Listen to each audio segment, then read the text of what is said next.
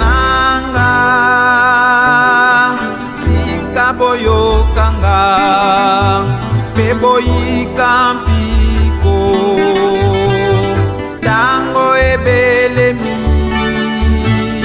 pwete bosepela na yebiete banguna bakoti yondako kobungisa bampate pwete balonga te mibeko bolingo misala misengani na baponami bokonzi bomengo mpe olo biwelami na bakangi nzela bolonga mokili bolonga mokili bolonga mokili bana bolonga solo banyoka ya mabe kati na bino mobele na kimia. Bonjour et bienvenue dans le parcours d'un kimbangiste. Je suis heureux de vous retrouver encore dans cette semaine de fête. Je vous souhaite la paix, l'amour et la joie en cette période de fête et tout au long de 2022. Aujourd'hui, nous avons le réel plaisir d'avoir sur notre plateau de la radio qui a pris d'ici Papa Blanchard Baïzitounda.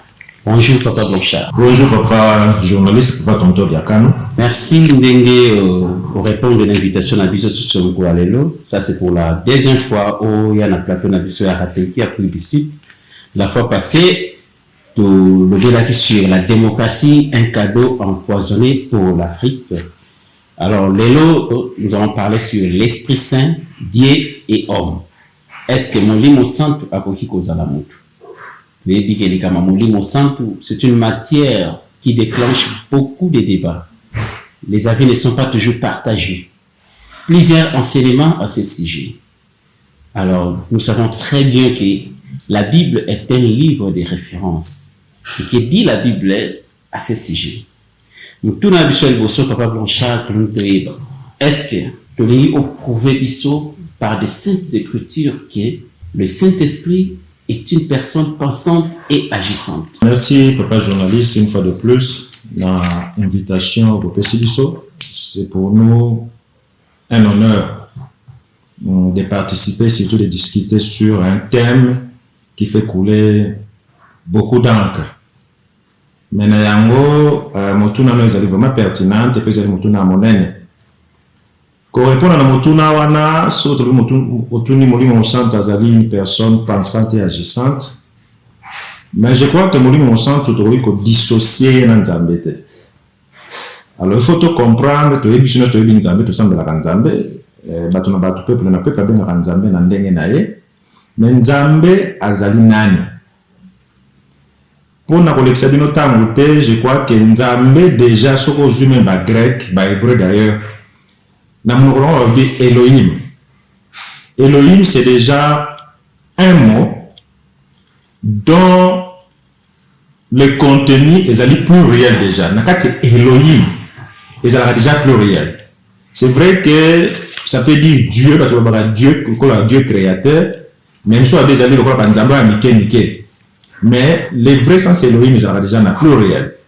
Et je crois que bateau dans la Bible hébreu sur batanga au commencement Elohim créa le ciel et la terre ainsi de suite. Et pour dire que nzambe nakati na nzambe c'est déjà un concept, une notion de pluralité, pluriel dans nakati. C'est ainsi que nous nzambe quand nous sommes dans Genèse 1:26. Il dit créons l'homme à notre image et à notre ressemblance. Il dit créons l'homme. C'est vrai que nous sommes dans le nord, ils ont un nous majestueux, ils ont un nous en français, je, tu, il, elle, nous. Mais, et donc, on a la Bible, elle s'explique par elle-même. Tout le bâtiment qu'ils ont nous majestueux, mais la Bible a déjà réglé ces problèmes. Pour nous retrouver un nous majestueux ou pas. C'est ainsi que au moment où qui tango Adam na Ève va péché. Ça au autant dans Genèse 3 22. Kuna Bible sur le clairement le dit voici que l'homme est devenu comme l'un de nous pour la connaissance du bien et du mal. Donc ce qui est Genèse 1 26 va le dire créons l'homme parce que le babon a le nous majestueux. Dieu s'adressait à qui? Maintenant Genèse 3 22 le dit voici que l'homme est devenu comme l'un de nous. À ça déjà démarcation. Si on a déjà l'un de nous dans son côté. Ça c'est de 1. De 2, tu remontes dans la Genèse 18. Histoire d'Abraham, on va dans verset 1, tina verset 3. Abraham, moi, il est makasi, avant de dire tante nae. De loin, il voit 3 hommes. Quand Abraham le voit, l'esprit a révélé à Abraham que bateau bazo le cas baza bateau la bateau n'y a sauté. À Kinimba ou les na bango, à s'incliner. Azako s'adresser na bango misa tu ne so otangi express otangi bible au monake azako s'adresser comme ça s'adresser na mutumoko alors dit Seigneur ne passe pas devant ton serviteur permettez que na lambela bino moi gâteau na lambela bino moi na meme moi na ngombe bolia et pour na moni que sika bazolo que ne voyage zali mosika bozo mo makasi c'est ainsi que bavanda qui même tant bavandi à lambeli bango mais on a dit les clairs na nous comme à partir de l'Éternel parce que bato mingi bakomi kosala ba tradition ya bango ya Bible pona kobungisa contenu on va soit bino zalaki ange mais ngana otuna azalaki bado bazaki ange misato mais la Bible ne dit pas ça sur le Genèse totalement rapidement Genèse 1 chapitre 18 partout on parle de l'éternel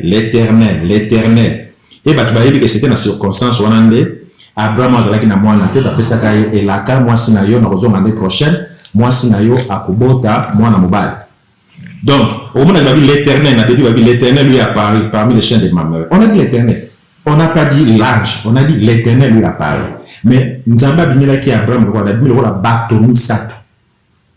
D'ailleurs pour anticiper au moment que quand les saison le banaba juif. Alors bien bango votre père Abraham na Jean je crois Jean 8 verset 56. Votre père Abraham a tressailli de joie le jour où je l'ai visité. Mais tu n'as même pas 50 ans. Comment tu peux dire que yo monaki Abraham? Mais c'était justement la contexte de Abraham. C'était la contexte. Pour Abraham, en dehors, il y a fait oyo. Mais votre père Abraham a tressailli de joie le jour où je l'ai visité. La Bible s'explique. Bible s'explique par elle-même. Donc, ceci montre en fait que Ndenge Toloyo, mais déjà n'a plus rien. Nous allons comprendre les amis, le numéro de téléphone. Le numéro de téléphone, déjà, a 10 chiffres différents. Mais ce qu'on a, il a formé le numéro correctement, au bout de bien alors il y a 10 différents chiffres. Nous sommes en Afrique du Sud, il y a ID. On a ID number, il y a 13 chiffres. Mais ID a changé, place de là qui chiffre 1 au commissaire 2, c'est une autre personne. C'est Dieu comme ça. Dieu, pour résumer, Dieu est trinitaire. Dieu est Père, Fils et Saint-Esprit. Vous ne pouvez pas dissocier l'Esprit Saint du Père, vous ne pouvez pas dissocier l'Esprit Saint du Fils. Mais la différence, seulement, il y a Mokili, Père avec une mission. La mission, c'était quoi? C'est qu'il voulait se révéler là-bas en Israël et Batam Samedi n'a pas prophète. Nous savons pour rétablir moi dans Nzambe, à la Tinjoto, Nzambe, à la Tinjoto Katinabiso, pour nous réconcilier Mokili, Makila, je ne sais pas pour nous réconcilier Mokili, Natata Nzambe, le rôle de Somukaki. Molino Monsantoye, Kolo ça qui est déjà la mission, pour nous continuer l'œuvre, et puis pour nous silisa, Monsala Nzambe, Nase Atamu, Pambate, na prière à notre Père, que ton règne vienne. Il faudrait que le royaume de Dieu soit établi sur cette terre. Tant que le salon que ton règne vienne, Azalaki na Likolote, Azalaki na Mabele. Tu as vu que Satan a été chassé dans l'écolo. Tu as bien, il a été précipité. Ayena Mokili a causé des dégâts, causé, mais Mokili Tata Nzambe va récupérer encore Mabele. Il faudrait que vous conduisiez Tata Nzambe et Awanase, et ça, la manière, ça, mettre dans l'écolo. Voilà, donc on a beaucoup de dissocier Bamote, Bazali, les 3 en 1. notion de Trinité que les gens acceptent ou pas, mais ça autant que manifestation à Nzambe, c'est-à-dire Père, Fils et Saint-Esprit. Merci Papa Blanchard. Na réponse au question la question de Bissou Bosso aussi du composeur concernant Molimo Santo, vous pouvez Bissou dans le verset biblique si réellement le Saint-Esprit a une personne pensante et agissante. Kuna na mukanda otangeli biso na Genèse oyebisi biso ke non Abraham amonaki 3 personnes. Attention balobala zaki ba ange mais oyebisi biso ke non na début balobi l'Éternel.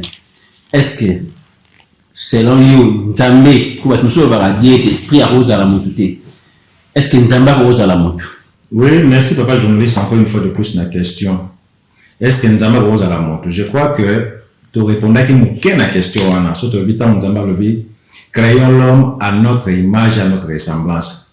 Motu ne zali soki Nzambe zali kaka molimo. Alors, vous avez une image de gagner. Nana si akanga photo ya molimo, kangi photo ya molimo quelque part, la kisi yango na moto a moni mbala moko alobi ezali photo ya molimo. Parce que l'image ezali ko refléter seulement. Soki na kangi l'image ya photo ya moto, attends, il y a sur tout nous azali moto. So na kangi photo ya pigeon, so on tatale on a des pigeons. So na kangi photo ya miaou, c'est comme ça que ça se passe. Donc Dieu déjà image, même pas tout ça on va interpréter pas image c'est l'esprit de Dieu. Non, comme j'ai dit tantôt, la Bible s'explique par elle-même. Souvenez-vous que Adam et Ève bazali na bana mibale na départ. Abel na Caïn. Tu veux dire que Caïn a abomi Abel. Après, sur la Genèse 5, on a remarqué que après, nous avons fait la sur presse, baboti moi na sur 7. Alors, tout en parce que quand on a critique c'est plus facile. Alors, que voilà que na formé moto na image na ressemblance na ngai. Ça c'est sur la Genèse 5, la postérité d'Adam va 7 jusqu'à Noé. Voici le livre de la postérité d'Adam. Lorsque Dieu créa l'homme, il le fit à la ressemblance de Dieu. Dieu n'a pas seulement une image, il a une ressemblance. Tu continues à verser de la Bible. Il créa l'homme et la femme et il les bénit. Il les appela du nom d'homme. Lorsqu'ils furent créés, Adam, âgé de 130 ans, engendra un fils à sa ressemblance selon son image. C'est clair. Adam Awa, après mort Abel, dans 130 ans, aboti moi na mususu à son image et à sa ressemblance. Ça veut dire que 7 sont atteints sur son boti moi. Ah, quoi, vous avez papa Blanchard, vous avez papa tonton. Exactement. Alors, la Bible s'explique. Donc, quelle est la différence entre Adam, on va appeler Adam, moi, na bota qui 7, et moi, na molimo. Et moi, na visibilité. Balobi Adam, comme il a 130 ans. Donc, c'est clair. Dieu a une image. Et l'image de Dieu, c'est l'image de l'homme. Il y a un temps, Abraham a mis le batomi satou pour nous battre, on appelle mon centre. Donc, on voit très bien que non seulement Dieu avait créé l'homme à son image et ressemblance, mais aussi Adam a bâti moi, on a ressemblé à une image d'Adam et pas à ressembler. Mais Dieu, est-ce que nous n'avons pas dit moto? Ils ont Abraham, on a été. Ce qu'on a lu même dans Genèse 32, comme on a verset 24 à 30. Jacob a combattu avec Dieu toute la nuit. Sur ange, mais est-ce que ange n'est pas ça qui Jacob comme on a sur Jacob comme Israël? La Bible sur la tradition natale à la ange. Jacob a combattu avec Dieu. Israël, ça veut dire d'ailleurs il a combattu avec Dieu et il a été victorieux. On n'a pas dit qu'il a combattu avec l'ange. Donc c'est clair que Jacob a bombé dans Nzambe. Au retour à Daniel, sur Daniel 7, 9 qu'on a. Au moment où Daniel a lobby, toi qui a une vision. Malobi a moni quelqu'un assis sur son trône. Est-ce que mon a moni dans la kitchen? Quelqu'un est assis sur son trône, pan ya robe nezali moulaï, pesi me ressemblance même Apocalypse, autant même Apocalypse 4, 1 à 6. Tout dans le fils Apocalypse, on a pour ils ont une mission moko, on a plutôt un pédagogique pour les avoir tout le baraté, au moins battant à la bamona. Sur autant Apocalypse 4, verset 1 à 6. Au monde dans le lobby, après cela, j'ai regardé, ça c'est Jean-Naïd de Patmos, à la révélation. Après cela, j'ai regardé, voici une porte était ouverte dans le ciel. La première voix que j'avais entendue, comme le son d'une trompette, et qui me parlait, dit, monte ici, je te ferai voir ce qui doit arriver dans la suite. Aussitôt, je fus ravi en esprit. Et voici, il y avait un trône dans le ciel. Et sur ce trône, quelqu'un est assis. La Bible dit quelqu'un. Celui qui était assis avait l'aspect d'une pierre de jaspe et de sardoine. Et le trône était environné d'un arc-en-ciel semblable à de l'émeraude. Autour du trône, j'ai vu 24 trônes. Et sur ce trône, 24 veillards assis, revêtis des vêtements blancs. Vision. Quelqu'un est assis. Tout autour, on a les 24 veillards. Donc la Bible est claire. Pourquoi tu as une difficulté vraiment à comprendre le Cambodge? L'homme est l'image de Dieu. C'est ce que nous avons dans la salle qui moto apprécié responsabilité sur tout ce que Dieu avait créé. Dieu a tout créé avec la parole. Mais pour l'homme, il a pris le temps. Si on a Ézéchiel 37, nous avons révélé qu'il va tout négliger ça qui mokil. Abani ko jomiko ezangitina miko a trouvé des calcaire, c'est du calcium. Calcium c'est de la terre. A sangi c'est musika moko. Est-ce que miko est vivre? Ézéchiel le biso yo lié ko vivre. Bavani a dit OK, miko a ezui nzoto. Ezui ba mère, ezui makila. Mais miko a bouger fait après souffler même ta télé. Dieu déjà montre comment il a créé l'homme. C'est ce qu'il a créé l'homme dans le lobaté. À Salah qui forme. Le Père a donné les formes à Adam. Donc, nous sommes dans le Adam qui représentation à Nzambe.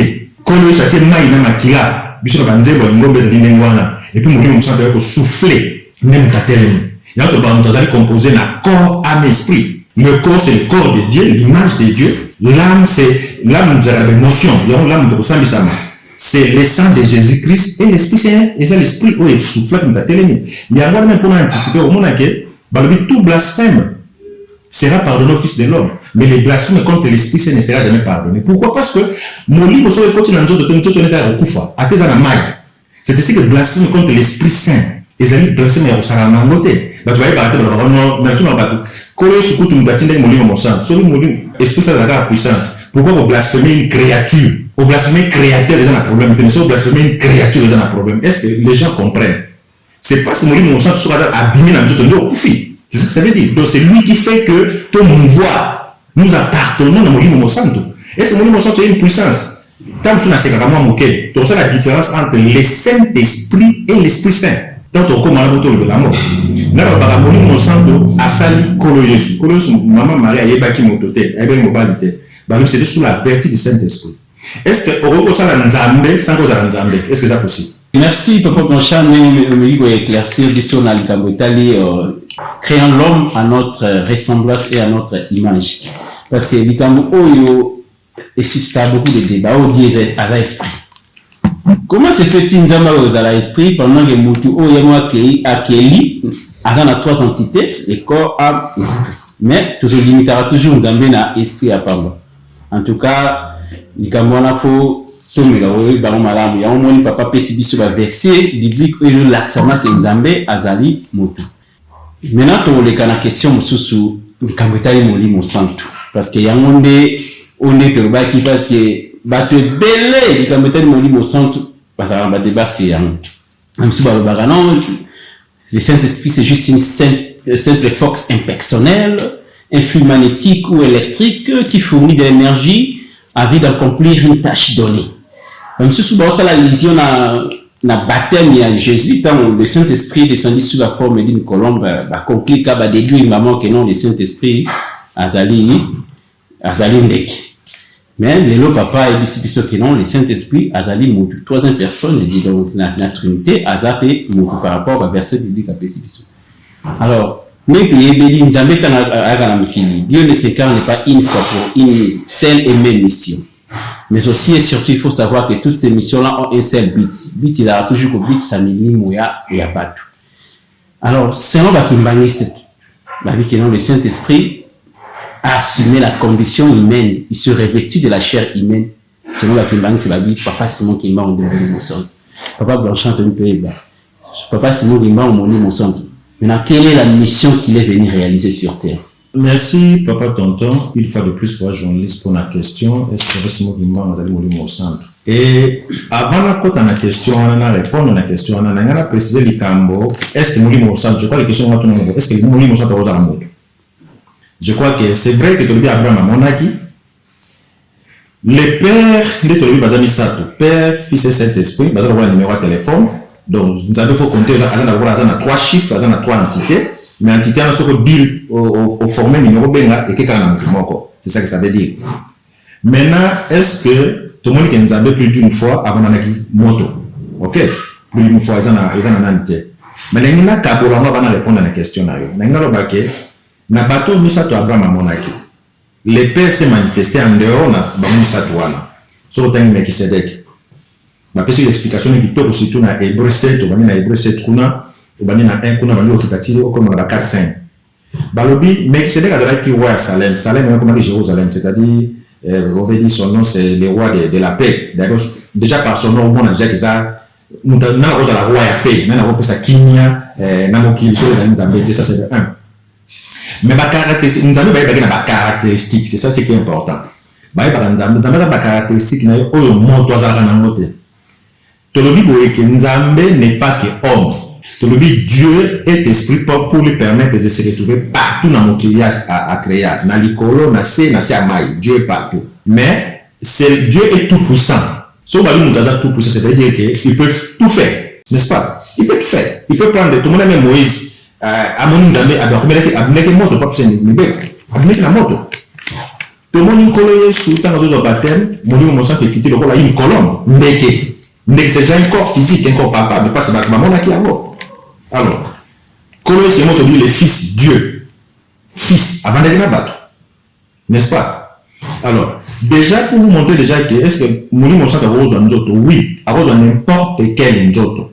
Mais souvenez-vous que ce que vous avez dit, il y a colombe, ou il y a combien plus fort que vous avez dit, il y a moto, ou il y a une image de ressemblance.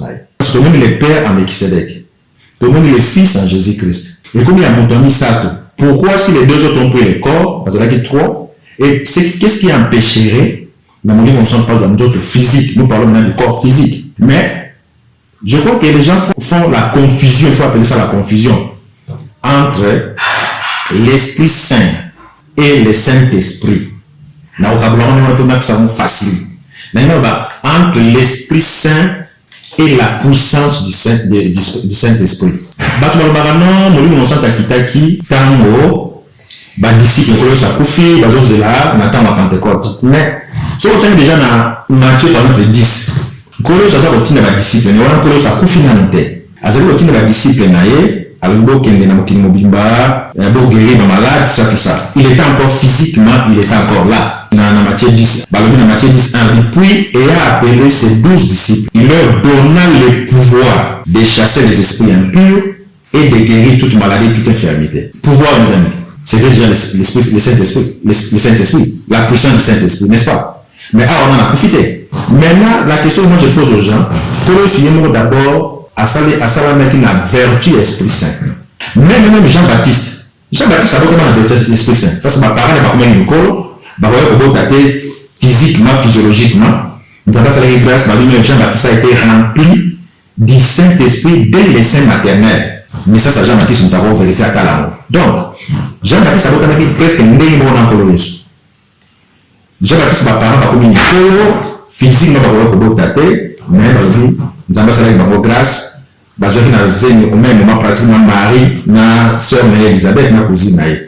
Ok, mais Jean-Baptiste a rempli, la Bible dit qu'il rempli du Saint-Esprit dès le Saint-Esprit. Le Saint-Esprit existait déjà.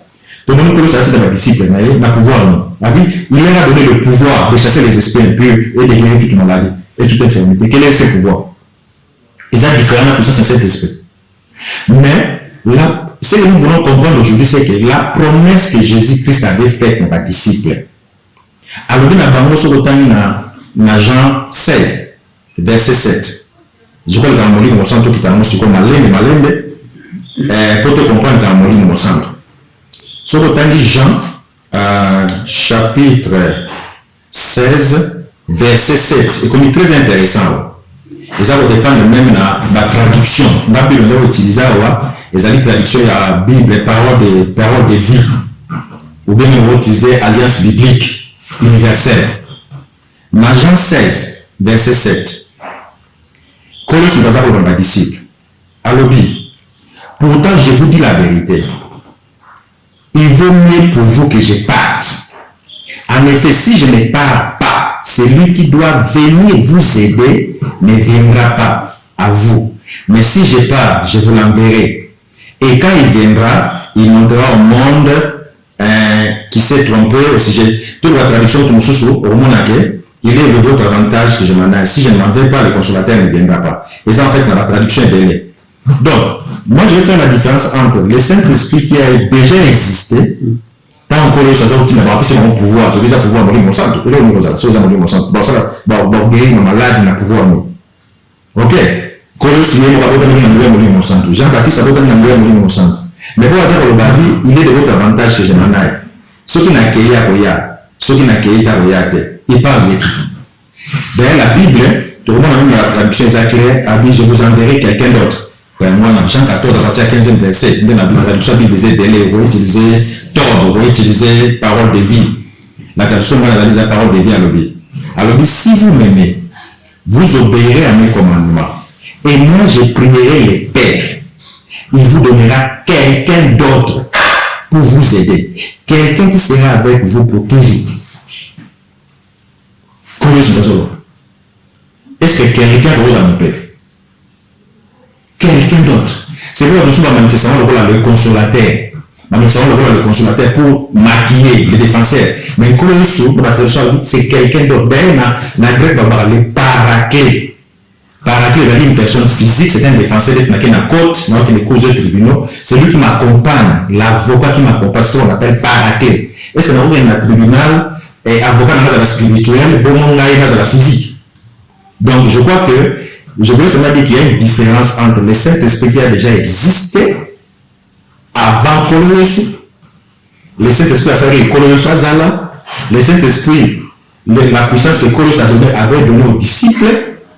Mais alors, dans Jean 16, si je m'en vais, il viendra. Mais si je ne m'en vais pas, il ne viendra pas. Est-ce que vous pensez que c'est la même chose? C'est la même personne. Si je m'en vais, il viendra. C'est-à-dire que la présence physique de Jésus-Christ sur cette terre bloquait la venue physique du Saint-Esprit. C'est ce que ça veut dire. Parce que, moi je parle, je vous laisse le Saint-Esprit. Si je m'en vais, il viendra. Si je ne m'en vais pas, il ne viendra pas. Est-ce que vous pensez que c'est la même promesse? Pour confirmer encore que ce n'est pas la même promesse. C'est ça même la question, alors qu'est-ce qui s'est passé dans le jour de Pentecôte? Parce que la promesse que Jésus a venue à Saint-Esprit, on s'est réalisé le jour de la Pentecôte. Voilà. Tout ça, on a commis, tout ça, on a interprétation de son mot. On a 2 livres. Pour nous relaxer, les disciples de la Saint-Esprit. Les disciples de l'Esprit Saint. C'est clair. Les disciples n'attendaient pas le Saint-Esprit, n'attendaient pas la puissance. Ils n'attendaient pas ça. Parce que, promesse que nous avons sur il y a tout le temps 2 livres. Tout le temps, Luc chapitre 24, verset 49. Luc 24, 49. Pour te comprendre ce que est-ce que c'est la même chose ou ce n'est pas la même chose? Dans Luc 24, 49, et voici, j'enverrai sur vous ce que mon Père a promis. Souvenez-vous de je demanderai au Père, je demanderai au Père de vous envoyer. Donc l'Esprit Saint a envoyé à Père. Ça c'est la Bible qui le dit. Azali envoyé un Colo, c'est vrai, mais surtout envoyé du Père, parce qu'on lui a dit, je vais demander au Père de vous envoyer quelqu'un d'autre. Et voici, j'enverrai sur vous ce que mon Père a promis. Le Père a promis quoi? L'Esprit Saint. Mais vous restez dans la ville jusqu'à ce que vous soyez revêtus de la puissance d'en haut. Je crois que les Français, même en français clair, sur ma lobby, n'a pas dit que le monde a été mais. C'est déjà soit une négation, soit ça veut dire qu'ils ont 2 faits, ils ont l'idée, ils ont la mais. Si vous avez pour l'idée, il y en a et. Tout le monde bien sûr entendu Luc 24, 49. Et ça dit clair, il y a un colos, il y a un pour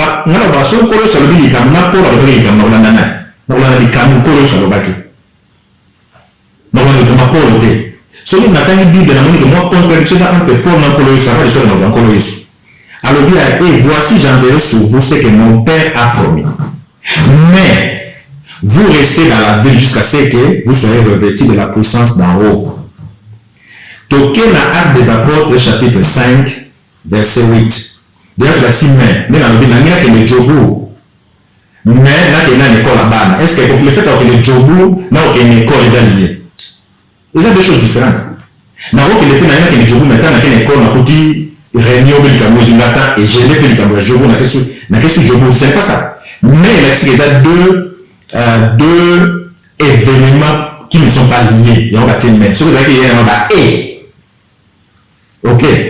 Maintenant, dans Actes des Apôtres, chapitre 1. Actes des Apôtres, chapitre 1, verset 5 à 8. Actes des Apôtres, chapitre 1, verset 5 à 8.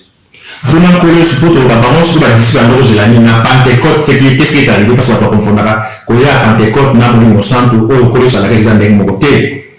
Alors, ça va le bango. Alors, déjà Colosse a couffé. Bango na Jérusalem, on va dire qu'on a besoin de bamba. Abimeli bango. Alors, on va bango. Alors, comme il s'est trouvé avec eux, il leur recommanda de ne pas s'éloigner de Jérusalem, mais d'attendre ce que le Père avait promis. De la Luc. Ok? D'attendre ce que le Père avait promis. Ce que je vous ai annoncé, leur dit-il. Voilà. Car Jean a baptisé d'eau, mais vous, dans peu de jours, vous serez baptisés du Saint-Esprit. Les disciples attendaient le baptême du Saint-Esprit. Parce que, avant Colosse baptême du Saint-Esprit, il y a seulement, quand Colosse a vu baptême, l'Esprit Saint est descendu, mais après, il y a eu tout le monde qui après sa mort et sa résurrection. Donc, les disciples de Jésus-Christ n'avaient pas reçu le baptême du Saint-Esprit encore. Ils attendaient ce baptême, la Bible est claire. Mais Jean a baptisé d'eau. Mais vous, voilà quoi, quand Jean a baptisé d'eau, mais vous, dans peu de temps, vous serez baptisés du Saint-Esprit. Mais il leur recommandait de ne pas s'éloigner de Jérusalem, mais d'attendre ce que le Père avait promis. C'est que je vous ai annoncé, dit-il, car Jean baptisé d'eau, mais vous, dans peu de jours, vous serez baptisés du Saint-Esprit. Les disciples attendaient le baptême du Saint-Esprit. Ils n'attendaient pas le consolateur. Oh, ceux qui n'a cueilli à Koya, ceux qui n'a cueilli à Koya. Et puis, avec quelqu'un d'autre, on a évité comment tu peux la difficulté de comprendre ce balangue.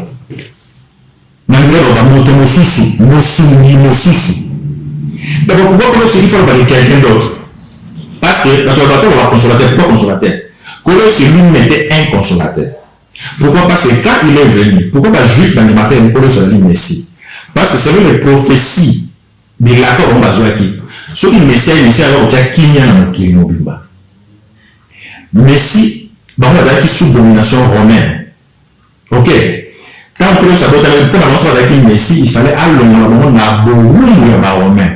Mais ils n'ont pas compris que la consolation, la vraie consolation vient avec les Écritures. Les Écritures, la parole de Dieu. Nous avons dans la passe, nous avons espoir, nous avons espoir, la parole de Dieu apporte la consolation. Donc, Colosse lui mettait un consolateur pour son peuple. Alors, lui, c'est ainsi que je vous enverrai un autre consolateur. Ça veut dire que le consolateur là qui doit venir, il va trouver son peuple dans la même condition. Colosse, pour les Juifs, il était déjà consolateur. Il n'avait pas besoin d'être consolateur encore. Mais quand il dit quelqu'un d'autre, donc quelqu'un qui est un peu différent de moi. Différent de moi dans le sens qu'il y a mission, tu as besoin de la mission. Mais la nature, c'est une nature divine. On peut cet exemple. Surtout au petit gâteau, il y a un gâteau qui toque. Je vais te donner un autre morceau. Est-ce que l'autre morceau que tu vas me donner, ça vient de notre gâteau? Ça vient du même gâteau. Donc, gâteau, nous parlons de gâteau, mais c'est bien un gâteau. Ah, c'est bien, donnez-moi un autre morceau. Le morceau vient du même gâteau. Donc, quand Colosse va quelqu'un d'autre par rapport à la mission, quelqu'un d'autre de différent, parce qu'il y a quelqu'un de différent, mais en même temps, cette personne a la nature divine. C'est ce que ça veut dire.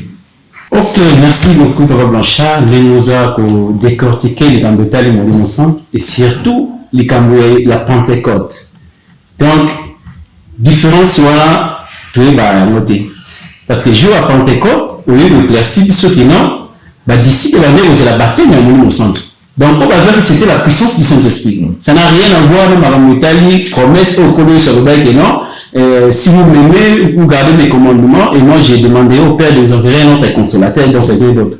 Vous allez voir comme Italie, vous souciez. Ça, promesse à Jésus-Christ, il a monté baptême au disciple Bazouaki. Mais tout le monde est étant Bazouaki, baptême, la puissance du Saint-Esprit, manifestation du Saint-Esprit. Vraiment, tout Bazouaki en langue. Donc, ils ont tout à fait différent dans la promesse qu'on connaît sur Asalaki na Jean. Alors, tout est parce que c'est un bakimbangiste. Parce que les photos le verront clairement, parce que les autres choses sont bakimbangiste. C'est un bakimbangiste, que non, la Bible, parce que la Bible dit, dans le Jean 14, verset 15, 16, 18, le Saint-Esprit au Polo sur Otimba sera avec vous éternellement. Alors, papa, mon chambre un peu expliquer sur le Kabotali, nous sommes selon bakimbangiste, parce que selon bakimbangiste, non, papa Simon Kimbang Azamoni Mousson. Il y a exceptionnellement des question mais je crois que les mêmes contenu, l'essentiel et à émission sur ça, l'objectif de l'émission est à moi. Tout le monde a que l'Esprit Saint et le Saint-Esprit, ou l'Esprit Saint et sa puissance, ce n'est pas la même chose. Voilà tout le monde. Et ça, les dons du Saint-Esprit. Nous avons la mine. Ceux qui ont la don, il y a bic dans l'école. Est-ce que vous avez bic ou les animaux? C'est un don qui vient de moi. Mais ce don-là n'est pas moi. Tu vas confondre le don, manifestation du Saint-Esprit, n'a le Père Esprit Saint. Voilà la différence. Ok. Maintenant, nous voulons parler du Père Esprit Saint. Oui, oh, le Père Esprit se fait avec un Nzambe, n'est-ce pas? Est-ce que tu m'as dans Nzambe? Ça, c'est peut-être quelque chose de global. Mais tu as vu que tu vas y avoir dans la religion, surtout dans les catholiques, que Dieu a zali na ma caractéristique au bakin. Ou Esaïe a Nzambe, Esaïe a monté. Ben, c'est que Dieu doit être omnipotent, Dieu doit être omniscient, Dieu doit être omniprésent. Ok? Voilà les trois caractéristiques qui font que Nzambe a Nzambe. Pour Montagos à la omniprésente, Montagos à la omnisciente, et pour Montagos à la omnipotente. Maintenant, pour répondre à cette question, est-ce que tu as réservé uniquement à Nzambe? Est-ce que tu as même la condition selon la Bible? Pour Montagos à la Nzambe, il faut la sauveur. J'ajoute encore ça. Non seulement omniprésent, omnipotent, omniscient, mais j'ajoute encore selon la Bible. Notre phase à la somme a une des caractéristiques selon la Bible des alliés sauveurs. Maintenant, il a développé la caractéristique dans notre présent temps. Est-ce que Kimba est omniprésent? Pour la question, il y a notre Akoufa, n'est-ce pas? Est-ce qu'il est omniprésent? Mais, Azali omniprésent, c'est clair. Parce que d'abord, existence naïe, physique. Se retourner à exister depuis quand il y a un catéchisme, notre bateau n'a pas de question. Il n'a pas seulement existé depuis quand il a seulement existé depuis la création du monde. Pourquoi il va ramener? Parce que Kimbangu a été d'abord un esprit. Mais pas seulement Kimbangu a été seulement Njoto. L'esprit Kimbangu est Simo Kimbangu. Kimbangu a été d'abord un esprit. Dans le sens où il y a un Congo, on a Koufi, on a Koufi, on a Morné. Bando pouvoir moi na le banjung basal bando beta bambunda tout ça on a invoqué l'esprit Kimbangu zafula mafwa Kimbangu zafula moi et puis moi na on va que lamuka d'abord pour dire que pouvoir la résurrection est dans Nzambe. Les ancêtres nos ancêtres invoqué Kimbangu un esprit après qu'on y a la musiba c'est ce que c'est Kimbangu a été tata na biologique tata kuyena na 1910 mais papa ezaki ne pas na mboka mona moko botosi ko tindia ke na so tindia kimi ya mingo ya kazo bude mais ezaki botosi alors ba koko ya mboka ba ya mboka babi papa boye na autre na mwana les exemplaires botinda ya ko lembate gentil tout ça moi un exemple papa boye ezali na fier parce que comme si moi na tata no so comme si moi na ezali on est on ne pas na ye malgré la tata na ye tata c'est mais avant yo zalanga na zalaki. On sort comment ça veut dire juif? Avant que Abraham fût, avant qu'Abraham exista, je suis. Comment est-ce que il faut qu'on attende que avant Yozal, d'accord, à beauté physiquement, avant Yozal, les gens ont il a existé avant sa venue physique. Mais le Bikimba nous a fait la mafia. Ok. Est-ce qu'il a existé après sa mort physique? Oui. Ben, les cantiques kimbangistes. Aujourd'hui, et donc, moi-même, le nom kimbanguiste en témoigne. Aux États-Unis, en Europe, il se manifeste au jour le jour.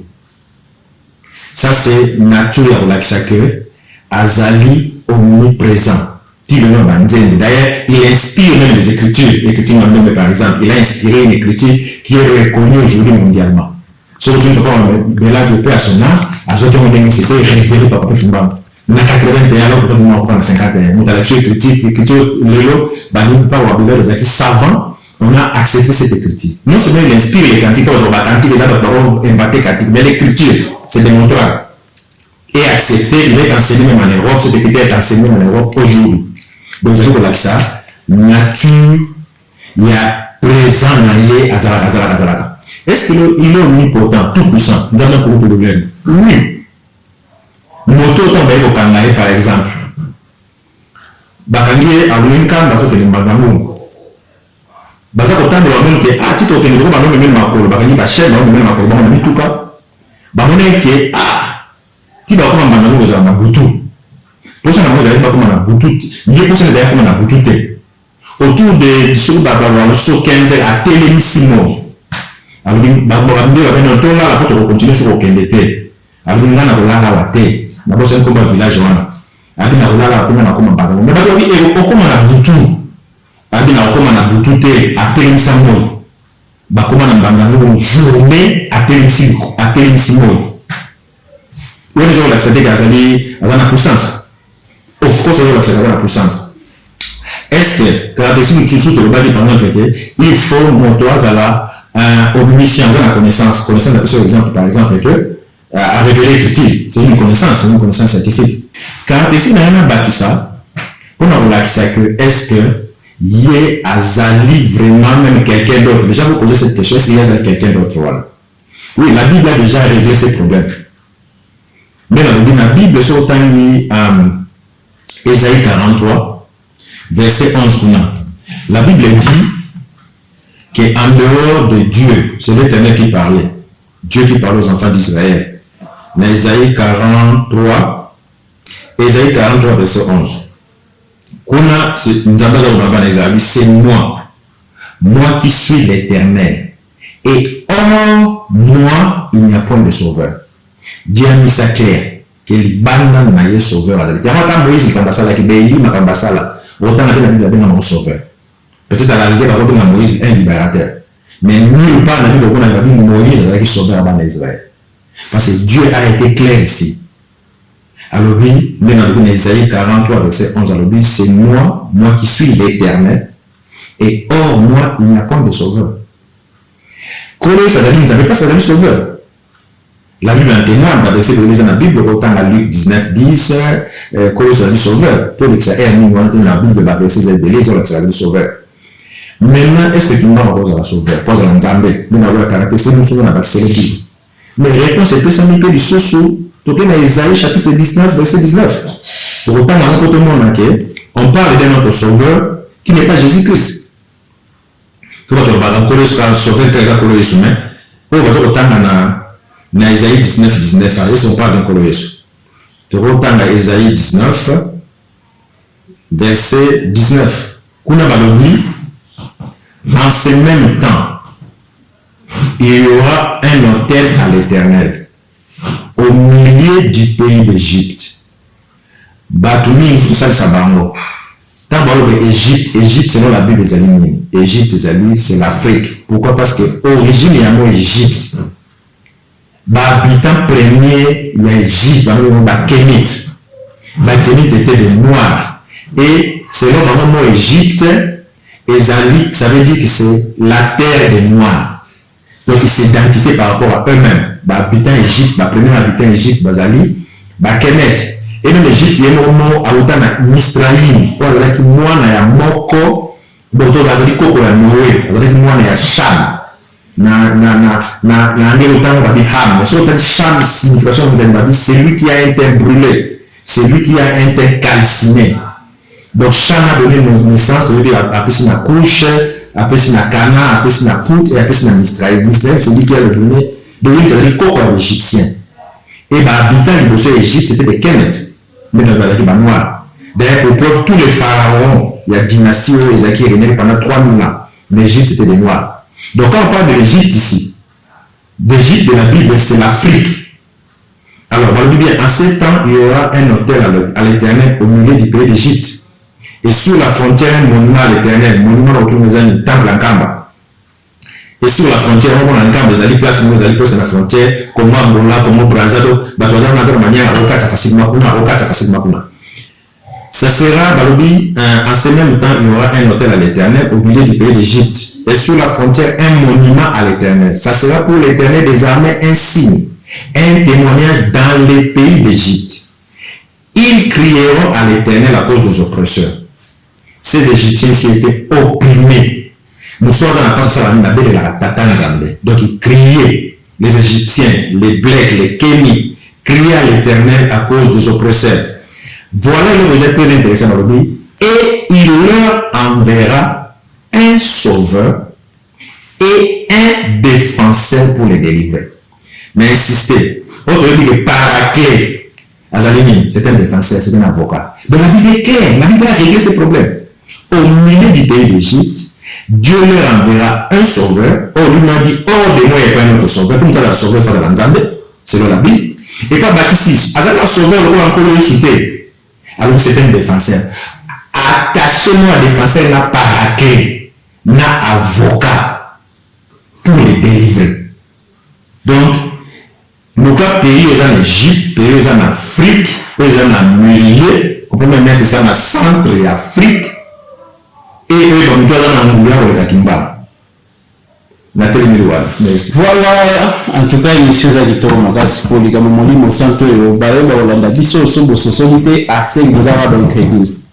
Parce que même papa Blanchard a décortiqué un mot vraiment na mot journaliste na côté vraiment na muzungi na Hollanda vraiment en tout cas azako lingola likama bien mais question za papa Blanchard. La Bible dit, la gens qui ont fait le temps qui on a, le Saint-Esprit au colossal Bortinda sera avec vous éternellement. Maintenant, le Kimbani, c'est vous l'associer avec Papa Simon Kimbani, qui est déjà mort depuis 1951.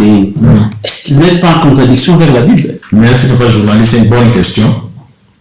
Motoso Kalinzambala Tinzo doit vivre éternellement. Nkolo Salata Kinzo, n'est-ce pas? Est-ce qu'il a vécu éternellement? Attends, tu vas parler qu'il y a un courroux sauté. Est-ce qu'il y a un courroux sauté? Ça, c'est le 1. Dieu sait qu'il fait amour dans la notion d'incarnation. Dieu se renouvelle. L'incarnation, ça veut dire que c'est le même esprit, mais qui change de corps. Okay. C'est ça qu'on appelle l'incarnation. Esprit est qui m'a le coup faté, l'esprit ne meurt pas. D'ailleurs, je vais dire même, mon ton normal, t'as eu son coup fait. Ma vie, esprit ne coup fait. Ma vie, esprit ne joue dans le jugement. Donc, si déjà l'esprit qui a un coup fait, il y a un coup fait. Donc, l'incarnation, c'est ça qu'on appelle l'incarnation. D'ailleurs, même la Bible a l'incarnation, c'est magique. Ce n'est pas vrai parce que la Bible nous montre Élie n'a Jean-Baptiste. Jean-Baptiste a l'incarnation d'Élie. Pourquoi? Parce que Élie a maté dans le colo. Corps, on les a dit dans 7 ans. Or, la Bible dit le corps et le sang ne peuvent pas hériter du royaume de ciel. C'est ainsi qu'il devait revenir. Après, il faut avoir la moto normale parce qu'on a tombe dans 7. Parce que même la matin, ils avaient la puissance en Zambé à démontrer tout ça. Mais comme la Bible ne se contredit pas, la Bible dit le corps et le sang et la chair ne peuvent pas hériter du royaume des cieux. C'est ainsi que Élie a Zola qui c'est-à-dire Molim, il y a Élie et Zola, parce que c'était deux époques différentes. Il y a été combien de millénaires dans la carte. Mais quand ça a révélé dans la disciple que Jean-Baptiste c'est Élie. Parce qu'avant, mon amotoya, il faudrait que Élie vienne. Avec ce disciple, dans le désert, c'est lui Élie. Il parlait de Jean-Baptiste. Donc, c'est ça l'incarnation. L'esprit peut prendre n'importe quel corps. L'esprit. C'est ainsi que se retourne, c'est pour ce mouvement de la Koufa. Oui, il y a 87 millions de paiements. Ok. Même dans les photos, le grand ça c'est délai. Parce que nous autres, en gros, Azali nous d'abord pour commencer. Parce que le mouvement physique, il avait combien de corps? Parce que Azan la prison, il y a son beaucoup de 1921 à 1951. Le Bakalis qui m'a il avait une autre prison en 1940 de la bombe. En même temps, on a vu un qui m'a dans 6 villes différentes de la Congo. Est-ce que Azali d'abord, Azali dans d'autres bonus. Tout le monde, ils avaient trouvé, eux étaient dans le camp, il y a un autre. Mais les autres, il y a un là-dessus, alors que c'est déjà nature, il y a omniprésence. Non seulement il est esprit, mais physiquement, il avait la capacité de se multiplier comme il voulait. C'est ainsi que même Baba n'a encore la place de la prison, il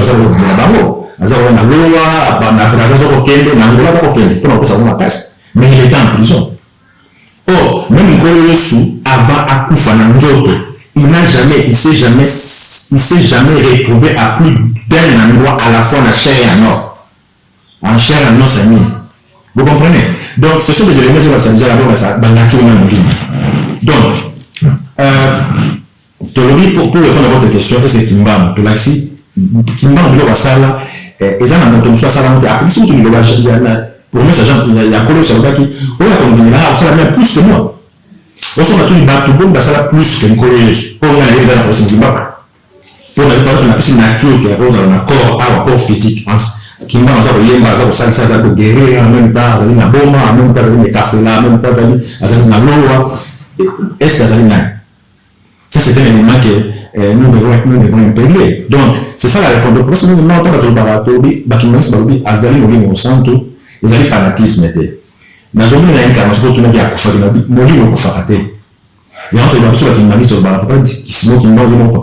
effectivement, c'est parce que tant que c'est moi,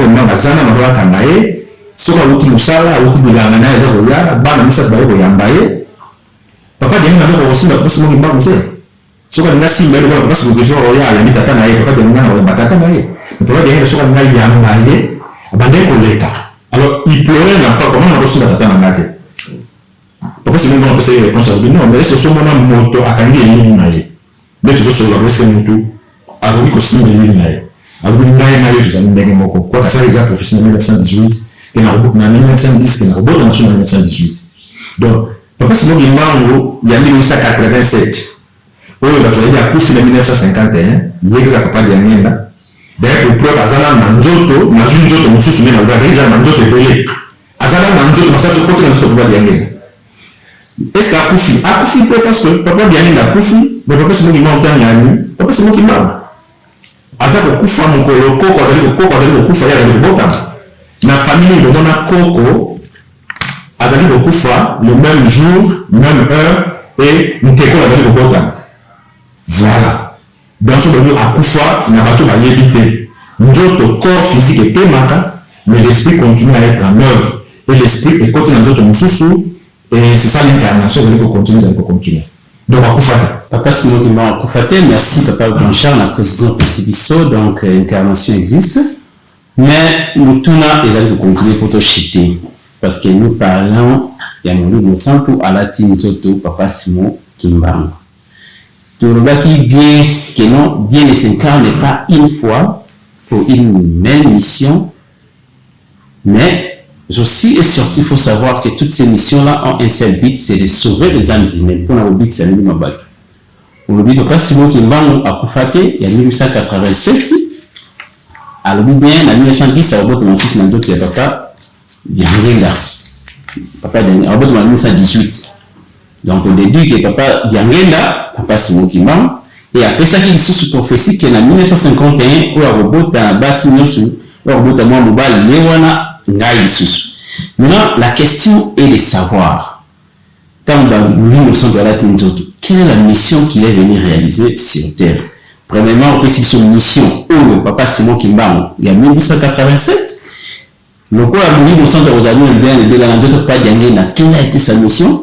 Et puis, dans le papa Simon Kimbangu, quelle est sa mission sur Terre?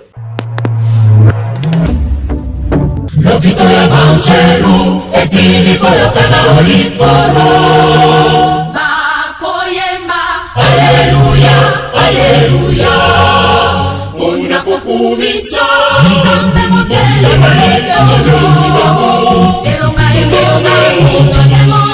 Elonga Sepero Lokito ya banjelu Esili koyokana olikono Bakoyemba Alléluia, Alléluia. Unapokumisa Nzambe motele Elonga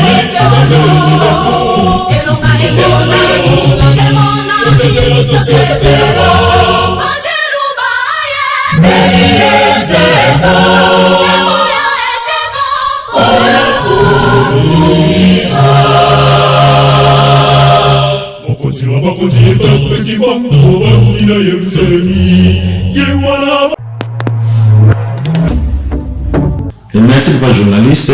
Encore une fois de plus, c'est une bonne question. Je vois que mission à notre pays, surtout sur les missions célestes, divines.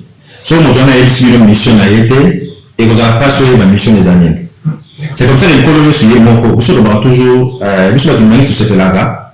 La chrétienne, mais tout c'est la chrétienne qui manise parce qu'on colonise à Bongisa Matamoni, la facilité Matamoni pour la mission. Si vous prenez dans Luc chapitre 4, verset 18, vous connaissez ça qui mission là. Dans Luc, le chapitre 4, verset 18, tout le temps, on a une mission de mise à la pédagogique. À l'Obiboui, à cause de cette mission, on a autre chose baptême, à autre maï, abimi, esprit kiti, mouye, ratier, à l'instant la sala. À l'Obi, l'esprit du Seigneur est sur moi. Parce qu'il m'a oint pour annoncer une bonne nouvelle aux pauvres. Comment j'avais cette mission là? L'esprit du Seigneur est sur moi parce qu'il m'a oint. Nous sommes en Zambie, mais les gens qui sont en couverture. Parce qu'il m'a oint pour annoncer une bonne nouvelle aux pauvres. Il m'a envoyé. L'esprit du Seigneur a envoyé Colosse. Mais Colosse est venu dans le livre. Voilà le livre ça. Il m'a envoyé pour guérir ceux qui ont les cœurs brisés, pour proclamer aux captifs la délivrance et aux aveugles le recouvrement de la vue, pour renvoyer libres les opprimés, pour publier une année de grâce. Colosse est un sauveur, mais le sauveur on a une mission. Mais il va d'abord pourquoi parce que Dieu les a visités. Pour répondre à la mission en Colosse, d'abord mission au limitant on a l'autre mon côté, mission surtout en Zambie. Colosse lui qui est trop basé avec un sauveur, avec ce qu'on a qu'il a pour être tout la réconcilier. Mais lui aussi a défini sa mission. Proclamer l'évangile, rendre libre les captifs, ainsi de suite, publier une année de grâce. Papa Simon Kimba, pour répondre à votre question. Azaki, attends, il y a un bac à mon vie. Dès la moto, nous avons sur visiter bateau. Alors, on a une mission locale pour un bateau aller bénéficier d'un bango. Mais on a une mission universelle. Nous avons toujours un collègue sur tant la yaki. Azaki sauveur qui y a mobilité. Tant la couche la sauveur à mobilité. Pourquoi j'ai dit ça avec on a choqué? Effectivement, tu as vu l'histoire de la femme canadienne. Moi, ça a moi dans belle. Après, pas collègue ça veut dire guérir moi en anglais. Collègue ça veut dire il n'est pas bon de donner la nourriture des enfants chiens. Qui était chien? Il a appelé chien bateau qui est en Ndéo et alliance à juif. Ok. Donc, alors il a dit je n'ai été envoyé qu'aux brebis perdues de la maison d'Israël. Je n'ai été envoyé que. Et c'est exclusif. Aux brebis perdues de la maison d'Israël. C'est ainsi qu'il a dit à la femme canadienne, il a dit, et ça va monter qu'au Jabilo, il y a bas non plus ça va boire. Il y a dit à tout Nzamba il y a une mission locale. Les collèges de Monyanga. Mais collège est devenu sauveur, mon collègue a fait une collège à Sopi Makila. Il est ressuscité, il est sauveur de tous. Papa c'est moi qui m'a même quand on a sur le texte en Magantanda. À l'obit dans discours en Magantanda le 10 septembre 1920 à l'obit j'ai été envoyé pour libérer les peuples Congo en particulier et la race noire en général.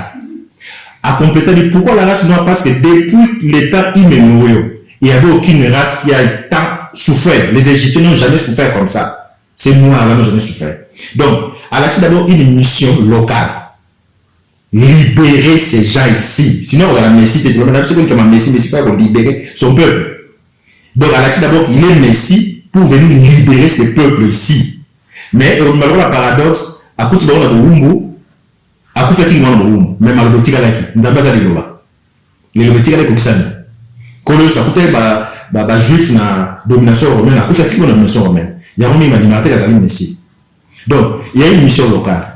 Mais une mission universelle, c'est une mission à Saint-Esprit telle que la Bible est décrite. Quand on se dit, j'ai encore beaucoup de choses à vous dire. Mais vous ne pouvez les porter maintenant. Quand l'Esprit Saint viendra, il vous dira toutes choses, il vous conduira dans la vérité. Voilà, mission. Ok? Donc, il y a une mission locale pour bénéficier dans le peuple wana, mourir dans le peuple wana, et puis il y a une mission universelle. Il y a donc une mission universelle, une mission. conduire les gens dans la vérité, continuer l'œuvre de Christ en fait. Parce que souvenez-vous que Colosse sur Alonga Liwa. Ok? Parce qu'avec sa résurrection, Alonga Liwa. Mais il n'a pas vaincu la mort. C'est-à-dire, parce que la Bible dit la mort doit être écrasée. Le dernier ennemi a été écrasé, ça sera la mort. Ok? Donc, mission que passe dans donc, ils ont une mission locale, et puis une mission universelle dans la Bible. Mission sont venus au centre de la ok?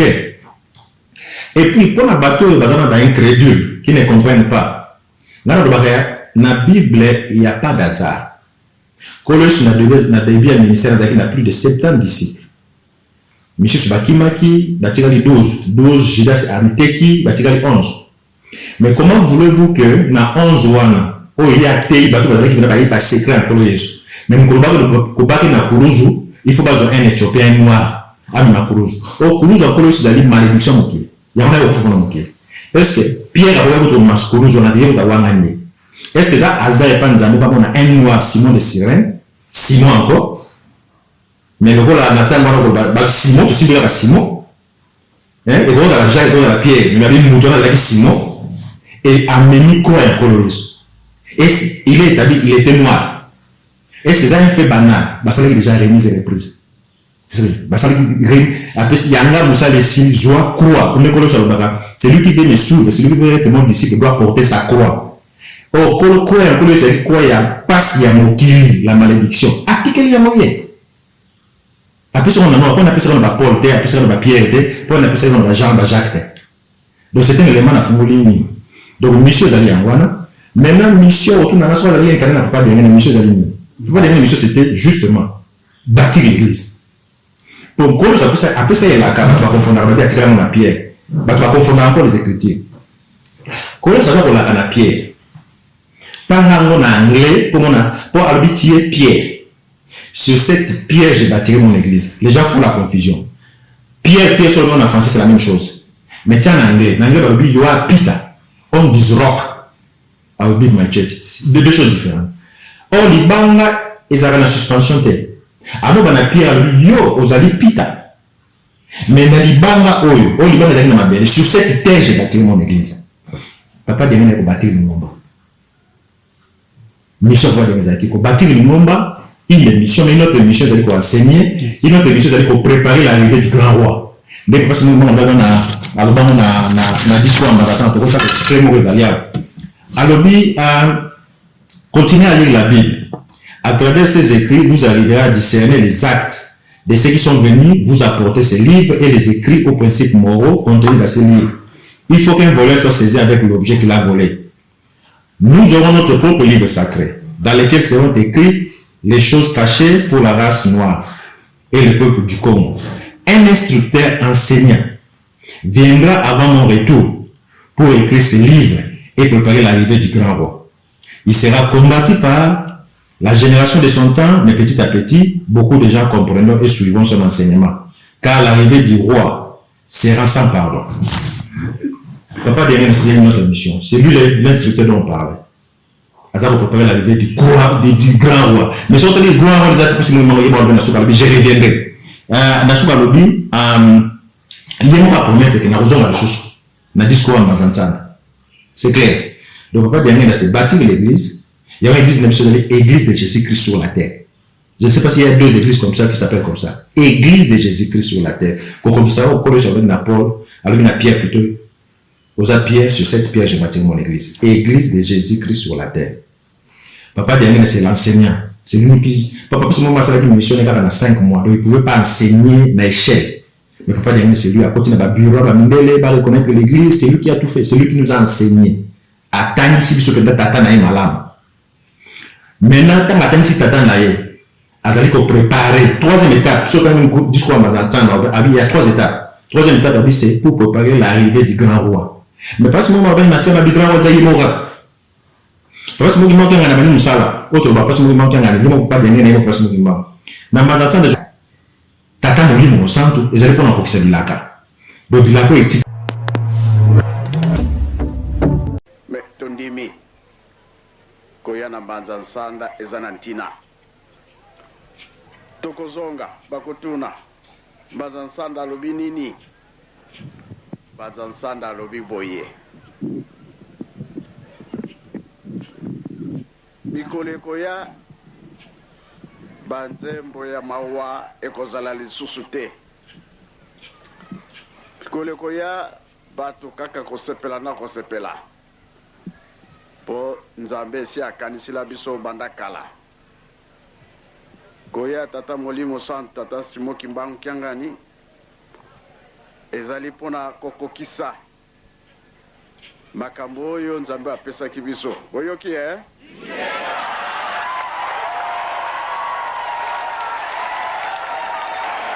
apesi mission na ye. Donc ozokola apesa mission na ye. Ndenge koyo apesi mission na ye, apesi mission na ye, apesi mission na ye, papa dengena apesi mission na ye. Apesi mission na ye. Koya apesi Simoki Mbangu Kiangani tata molimo sant ezali pona kokokisa bilaka. C'est clair. Donc, ok, merci beaucoup, Papa Blanchard. To senga na réalisation kuna Papa Benjamin. Amène un peu côté la mission de Momoa Kitoko. Simano, to zonga poto continuer l'émission na mission comme déjà presque na suka ya émission na mission.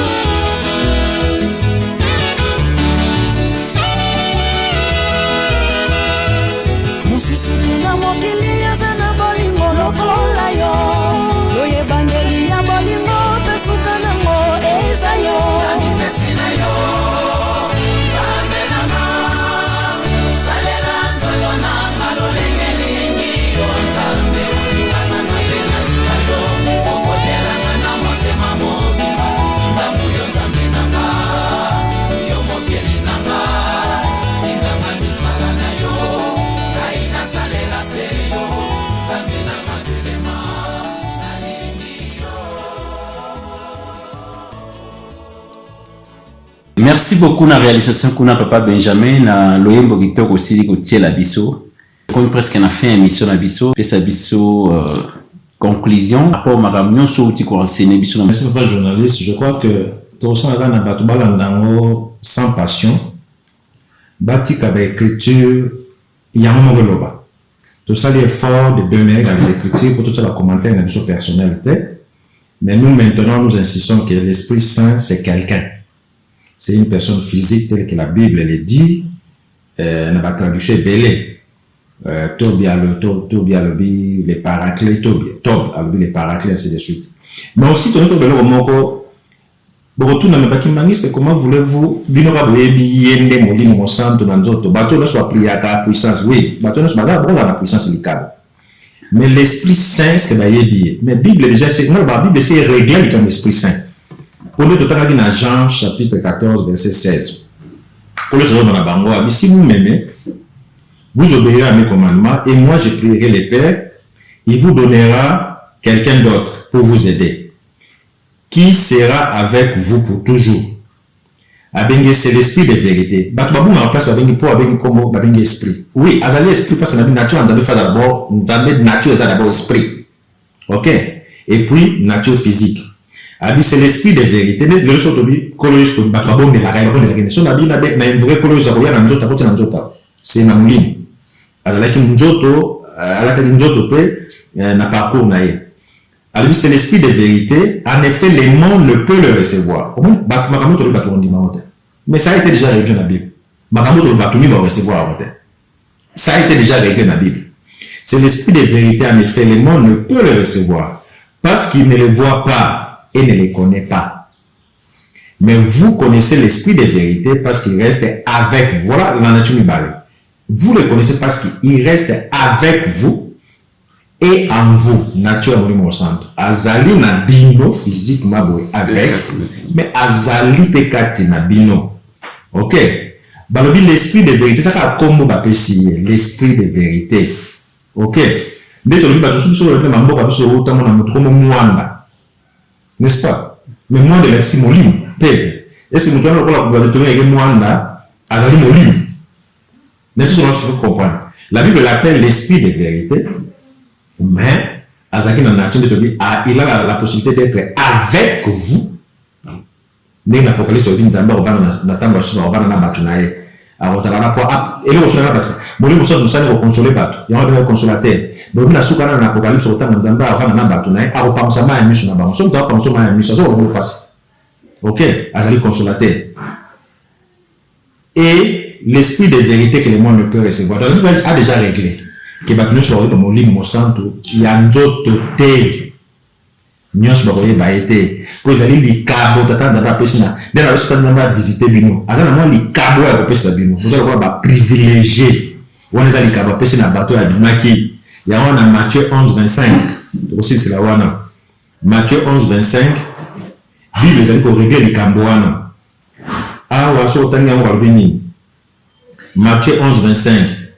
Peu de temps après, Jésus dit, Père, Seigneur du ciel et de la terre, je te dis merci. En effet, ce que tu as caché aux sages et aux savants, tu l'as fait connaître aux petits.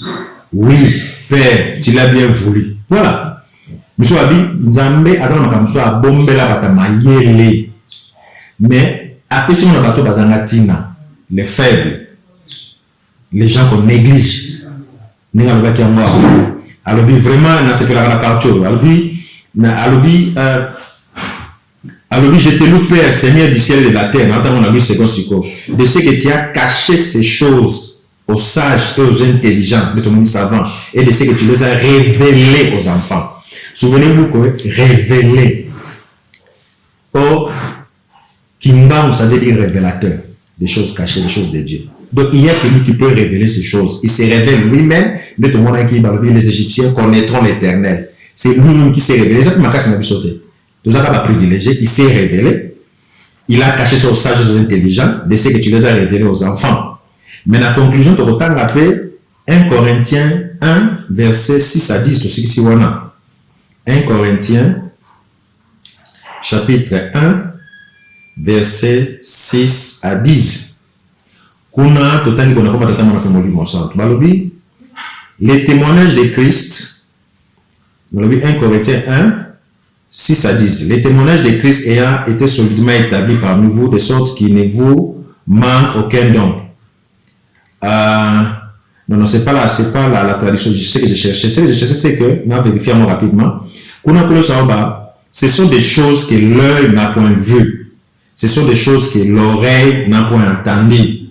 Qui ne peuvent même pas monter dans le cœur de l'homme. Mais c'est Dieu qui les a révélés.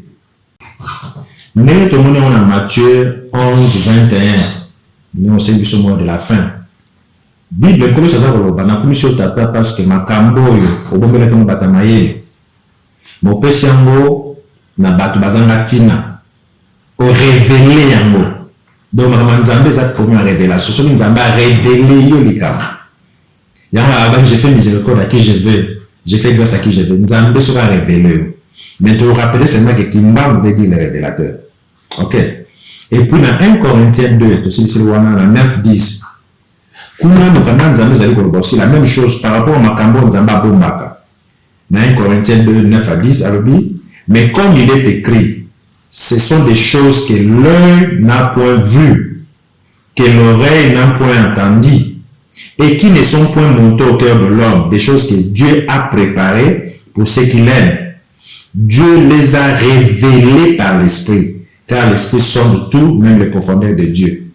Makamabuli on sent que batbaye baye azali moto d'abord tout en on a Jean comme malobi bino bozana ne mukimoye baye ça c'est de 1. Et puis là on va continuer à dire makambo yo ezali makambo lito ya yoka ya ngote liswa mona ya ngote moto mo ba kanisa ya ngote mais ezali likambo nzambe a révélé na bato ya lingaka ezali biso na ndenge nini parce que kolo so ba na bana Israël le royaume des cieux vous sera enlevé, sera donné à une autre nation.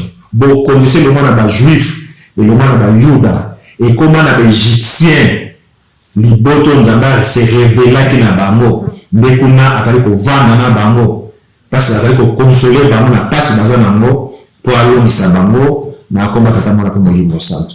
Merci beaucoup, Papa Blanchard. Merci vraiment l'enseignement aussi au Pisabiso Mkwalelo sur Molimo Santo. En tout cas, to sepeli makasi. Bayo ba Hollande émission oyo ya le parcours d'un Kimbani sénateur même somme ko alelo ya Esprit Saint, Dieu et homme. En tout cas, à moins que vous ayez un crédit. Sinon vraiment tout est dit à cette émission. Ma préoccupation non sur Zalarana concernant Molimo Santo, ndeni ba Kimbani c'est ba associé à Molimo Santo pas seulement Kimbani za moto akufa. Papa peut sur ba réponse na question tout autre. Ou se pose et puis l'approche où les Kimbani c'est ça la rapport à l'Américaine qui à Molimo Santo. Merci beaucoup. Na bino nyonso o bozali ko consommer les parcours des Kimbani c'est na banda ko na bino ticket tata simo Kimbani kiangani azana bino peto zonk si matondo mingi na nzambe na biso sa divinité papa simo Kimbani ndenge à permettre biso le loto kutana awa poto réaliser émission oyo. Merci mingi na papa Benjamin Isaka kuna réalisation donc ce moni réalisation moni ba image kitoko o ezali œuvre ya papa Benjamin aza usala musana ya kitoko ndenge nzambe atindela ye. Bah merci mingi et puis on se retrouve encore pour la prochaine édition. Bye bye. Bye. Keep ouais.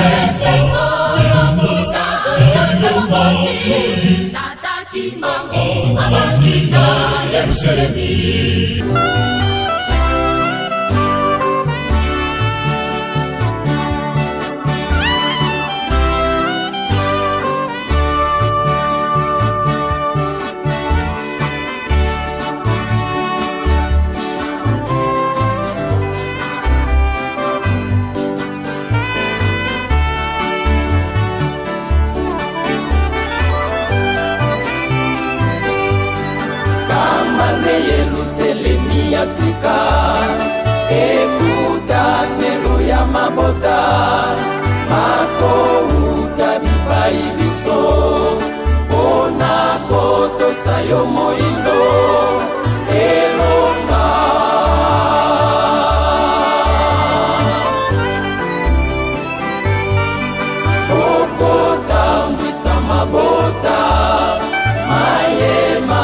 basololaki bino bakokumbamela bino solo banjelu ya esengo elonga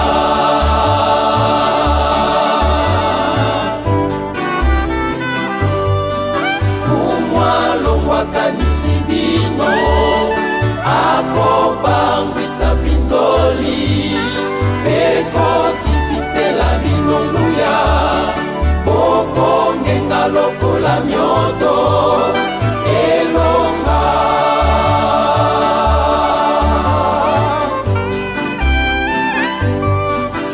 bokoyema lisusu te nzembo ya binzoli mpe mawa kwete nakozala na bino libela na libela elonga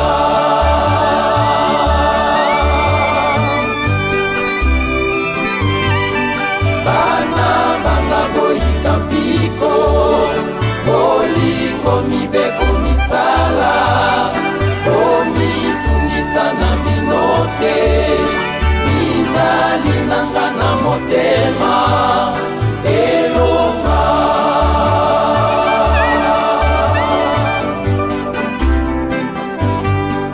kamba nde Yelusalemi ya sika ekutanelo ya mabota makouta bipai biso mpona kotosa yo moyindo elonga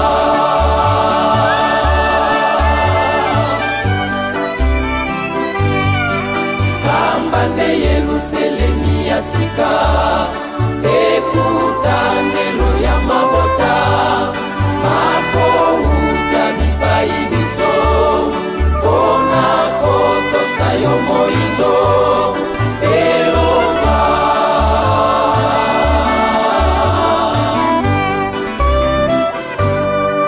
kamba nde Yelusalemi ya sika ekutanelo ya mabota makouta bipai biso mpona kotosa yo moyindo elonga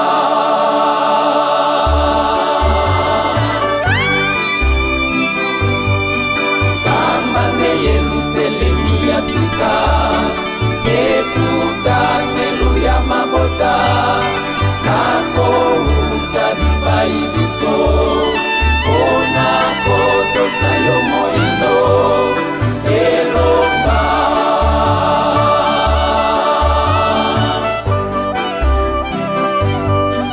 kamba nde Yelusalemi ya sika ekutanelo ya mabota makouta bipai biso mpona kotosa yo moyindo elonga